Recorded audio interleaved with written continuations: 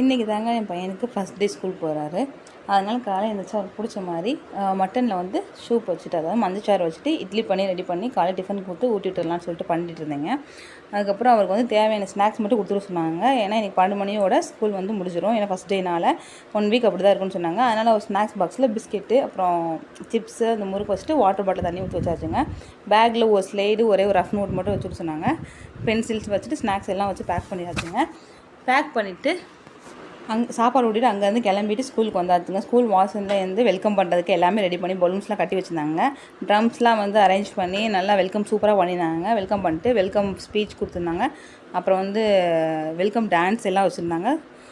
அப்புறம் வந்து A class B section பிரிச்சுட்டு ஒவ்வொருத்தவங்களுக்கு வந்து சாக்லேட்ஸும் ஒரு பென்சிலும் வந்து கொடுத்தாங்க. அப்போ தான் கிட்ஸ் அழகாக இருப்பாங்க. அப்படி வாங்கிட்டு அப்புறம் கிளாஸ்க்கு போய் விட்டதுக்கப்புறம் தம்பி அமைதியாக இருந்தான்.